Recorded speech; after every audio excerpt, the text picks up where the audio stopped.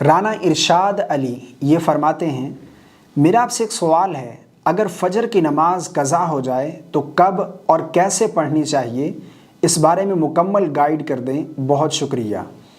بھائی نے ایک بہت اچھا سوال پوچھا ہے۔ ان کا سوال ہے کہ اگر فجر کی نماز قضا ہو جائے تو کب پڑھنی چاہیے اور پڑھنے کا کیا طریقہ ہے، کیسے پڑھیں گے؟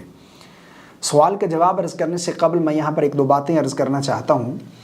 جان بوجھ کر کسی نماز کو قضا کرنا یہ ایک بہت بڑا گناہ ہے، اور اکثریت لوگوں کی ایسی ہے جو جان بوجھ کر فجر کی نماز قضا کر دیتی ہے، یعنی رات کو دیر سے سونا، فجر کے قریب جا کر سو جانا، اور صبح اٹھنے کے جتنے بھی اسباب ہیں، یعنی الارم لگانا یا پھر کسی کے ذمہ لگا دینا کہ مجھے نماز کے وقت اٹھا دینا، یہ اسباب بھی اختیار نہیں کرتے، یعنی صبح 7 بجے 8 9 10 بجے تک اٹھ رہے ہوتے ہیں۔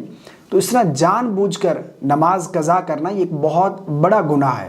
نبی کریم صلی اللہ علیہ وسلم نے ارشاد فرمایا، جس نے جان بوجھ کر نماز قضا کی اس نے کفر کیا۔ اس لیے جان بوجھ کر نماز قضا نہیں کرنی چاہیے۔ ہاں، یہ ایک الگ بات ہے کہ کبھی کبھار آنکھ نہیں کھلی، یعنی آپ سوئے تھے، آپ کی آنکھ نہیں کھلی اور آپ کی نماز قضا ہو گئی، یہ ایک الگ بات ہے۔ لیکن عادت بنا لینا کہ صبح فجر کی نماز پڑھنی ہی نہیں ہے، یعنی صبح 7 8 بجے جا کر اٹھنا ہے، تو یہ ایک بہت بڑی بری عادت ہے۔ اس کو آپ دور کریں اور اس طرح آپ گنہگار ہوں گے۔ اب رہا یہ مسئلہ کہ اگر فجر کی نماز قضا ہو گئی تو پڑھیں گے کیسے، پڑھنے کا کیا طریقہ ہے؟ لیکن سب سے پہلے تو ایک بات یہاں پر میں بیان کرتا چلوں کہ اگر آپ کی کوئی نماز قضا ہوئی ہے نا، تو جتنی جلدی ہو سکے آپ وہ قضا ادا کریں، تاکہ اس فرض سے آپ بری و ذمہ ہوں۔ بہت سارے لوگ یہ سوال کرتے ہیں کہ کس وقت پڑھنی چاہیے قضا نماز؟ دیکھیں، قضا نماز آپ جب چاہیں پڑھ سکتے ہیں، اور جتنی جلدی ہو سکے آپ ادا کریں قضا نماز، تاکہ اس فرض سے بری و ذمہ ہوں۔ 3 مکروہ وقت ہیں جن میں آپ نماز نہیں پڑھ سکتے۔ نمبر 1 پر صبح طلوع آفتاب کا، یعنی سورج جب صبح طلوع ہوتا ہے 15-20 منٹ کا، یہ مکروہ وقت ہے۔ نمبر 2 پر ضحو کبریٰ یعنی زوال کا وقت ہے، اور اسی طرح نمبر 3 پر غروب آفتاب سے 15-20 منٹ پہلے سے لے کر غروب آفتاب تک، یہ مکروہ وقت ہے۔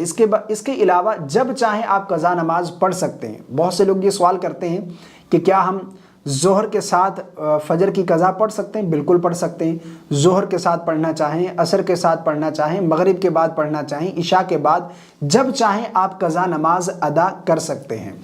اچھا، یہاں پر ایک بات اور بھی میں یہاں پر بیان کرتا چلوں، اگر آپ اسی دن فجر کی قضا نماز ادا کر رہے ہیں اور زوال کے وقت سے پہلے پڑھ رہے ہیں، یعنی مان لو اگر آپ کی آج کی فجر کی نماز قضا ہوئی ہے اور آپ زوال کے وقت سے پہلے وہ قضا پڑھ رہے ہیں، تو آپ سنت بھی پڑھیں گے اور فرض بھی ادا کریں گے۔ سنت بھی پڑھیں گے، فرض بھی۔